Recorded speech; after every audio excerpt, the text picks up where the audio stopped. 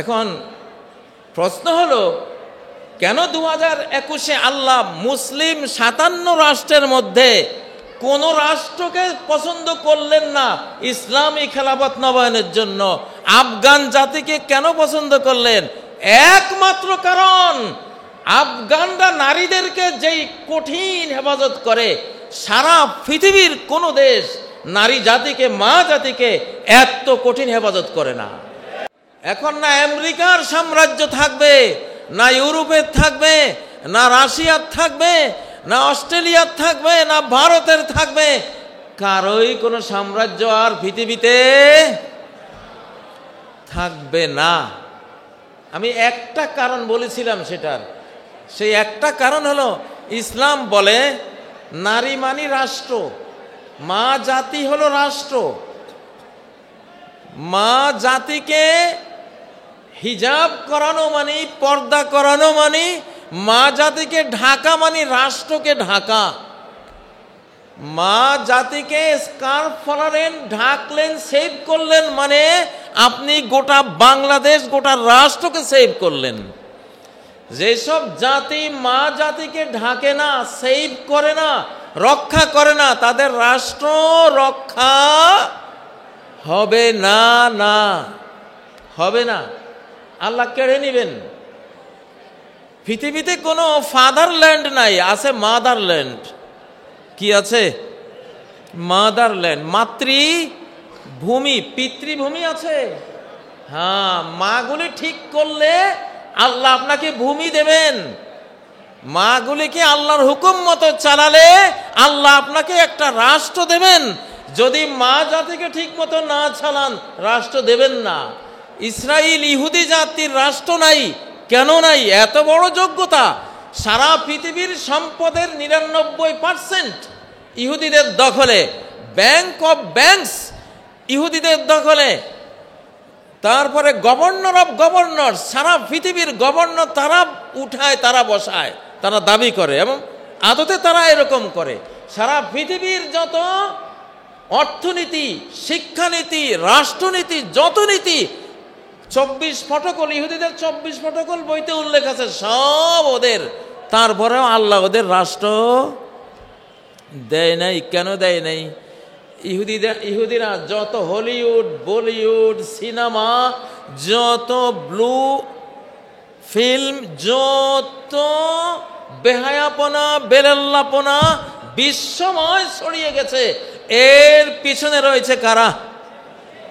ইহুদি জাতি। এই জন্য আল্লাহ বললেন যে না, যে মা জাতির জন্য একটা দেশ দেব। মা জাতির জন্য তো ঘর, মা জাতির জন্যই তো ঘর। সারা কোরআনে বুয়ুতিহিন্না, বুয়ুতিকুন্না, ঘরের কথা বলতে আল্লাহ বলেছেন নারীদের ঘর। ও মহিলারা, তোমাদের ঘর। ঘরের সম্পর্ক করেছেন নারীর সাথে। ঘর থেকে বাড়ি হয়, বাড়ি থেকে গ্রাম হয়, গ্রাম থেকে ইউনিয়ন হয়, ইউনিয়ন দিয়ে উপজেলা হয়, উপজেলা দিয়ে কি হয়? জেলা হয়, জেলা দিয়ে বিভাগ হয়, বিভাগ দিয়ে রাষ্ট্র হয়। শুরুটা হলো কোত্থেকে? ঘর থেকে। কোত্থেকে? ওয়াকরনা ফি বুয়ুতিকুন্না, ও নারীরা, বুয়ুতিকুন্না, আমি আল্লাহ ঘর বানাইছি, তো ঘর দিয়েছি তো তোমাদের জন্য। তোমাদের জন্য স্বর্ণের জন্য কি লাগে? জুয়েলার্স লাগে। স্বর্ণের জন্য আলমারি লাগে। স্বর্ণের জন্য কেসি গেট লাগে, লোহার কেসি গেট। স্বর্ণের জন্য বন্দুকওয়ালা পাহারাদার লাগে। লোহার রডের জন্য লাগে। লোহার রড রাস্তায় ফেলে রাখে। আমরা পুরুষেরা হলাম লোহার রড।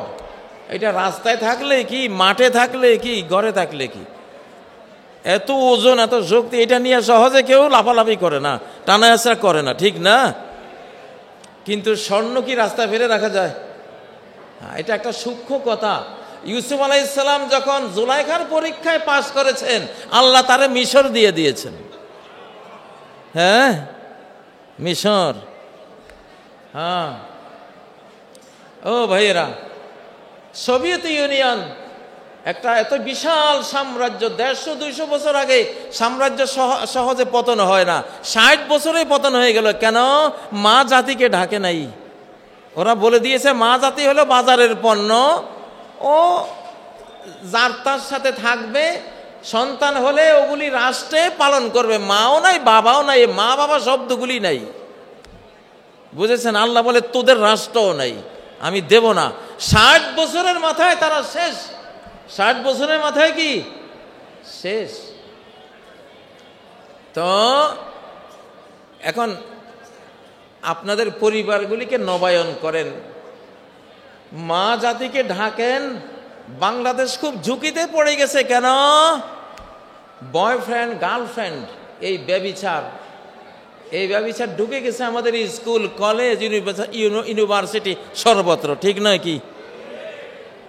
আমি লক্ষ্য করলাম আমাদের শিশুকালে যখন এই ব্যাধিটা ছিল না, বাংলাদেশের অস্তিত্ব নিয়ে কোনো ভয় ছিল না, অস্তিত্ব নিয়ে কেউ ষড়যন্ত্র করে নাই।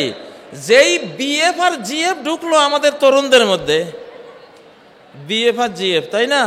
এটা যখন ঢুকলো, এখন শুনি পার্বত্য চট্টগ্রাম এইটা নিয়ে যাবে যোগাম রাষ্ট্রওয়ালারা।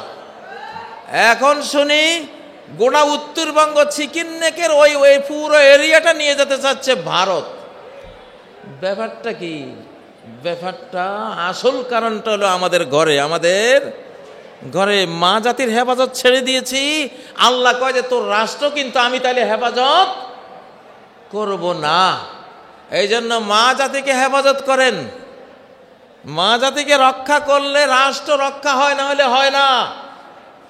1975-এ বঙ্গবন্ধু সপরিবারে দুনিয়া থেকে বিদায় হলেন। মেজর ডালিমের স্ত্রীর উপরে নির্যাতন, ওই ধরনের হাজারো নারীর ইজ্জত হরণের কারণে ওইটা সংগঠিত হয়েছে। নারীর ইজ্জত যারা মারে তাদের রাষ্ট্র ক্ষমতা থাকে না। 2005-এও একই ঘটনা ঘটেছে, 2024-এও একই ঘটনা। ধর্ষণের সেঞ্চুরি ওরাই করেছে। প্রত্যেক অফিসে অফিসে গোপন কক্ষ ওরাই তৈরি করেছে, এবং যত্রতত্র বিভিন্ন পুলিশ বাহিনী, নিরাপত্তা বাহিনীর ভিতরে এমনভাবে নারীদেরকে ঢুকিয়েছে, গোটা বাহিনীকে করাপ্টেড করে দিয়েছে। আল্লাহ বলেন, যা, তোদেরকে হয়তো বাংলার জমিন থেকে চিরতরে বিদায় করে দিলাম। ওনারা বলে আমরা ফেরত আসবো। আমি বলি কোনো দিনও না, ফেরত আসবা না, ফেরত আসবা না। কেন ফেরত আসবা না? যেই কারণে ইহুদিরা রাষ্ট্র পাচ্ছে না, একই কারণে তোমরাও পাইবা না। এখন মহিলাদেরকে ঢাকে কারা? আমাদের যারা ইসলামী রাজনীতি করে, ঠিক না? যারা ইসলামী খেলাফত চায়, যারা কোরআন এবং হাদিস যারা পড়ায়, দিন যারা বুকে ধারণ করে, তারা নারীদের হেফাজত করে। আগামী বিশ্ব, আমি কসম করে বলছি, আল্লাহ তাআলা অচিরেই এদের হাতে দিয়ে দেবেন। আল্লাহ খুশি এদের উপরে যে আমার এই নারী জাতিকে তোমরা রক্ষা করেছো, হেফাজত করেছো, কন্ট্রোল করেছো। নারীদেরকে যারা কন্ট্রোল করতে পেরেছো সৎ পথে, তাদেরকে আমি বিশ্ব কন্ট্রোলের পাওয়ার দিয়ে দেব ইনশাআল্লাহ। আরেকটা কথা বললে খুব বুঝবেন, খুব বুঝবেন। 1924-এর পরে 2021 সালে আরবি গণনায় 100 বছর হয়। আরবি গণনায় 100 বছর, ইংরেজি গণনার 3 বছর আগে হয়। আরবি গণনার 100 বছর, ইংরেজি গণনার 3 বছর আগে হয়ে যায়। তো 1924 থেকে 2021 আরবি সাল অনুসারে 100 বছর। ওই 100 বছর পূর্তিতে আল্লাহ ক্ষমতা দিলেন, ইসলাম নবায়ন করলেন, ইসলামী খেলাফত নবায়ন করলেন আফগানিস্তানে। তাকবীর, লিল্লাহে তাকবীর।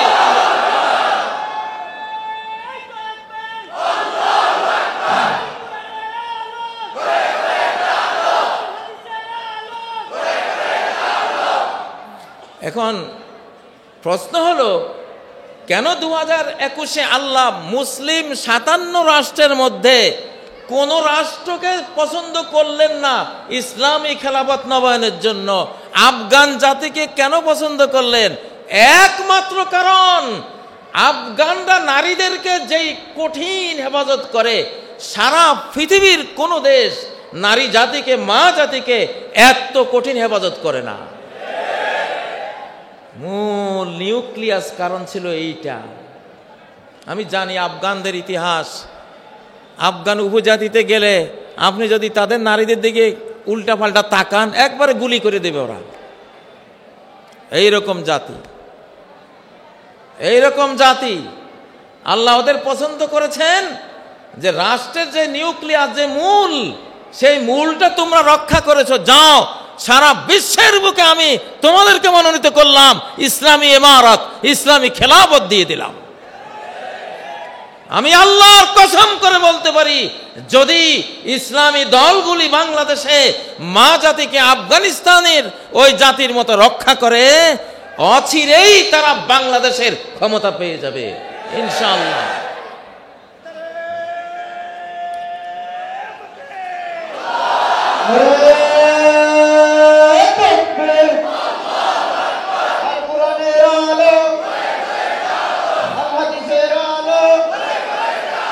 নারায়ে তাকবীর।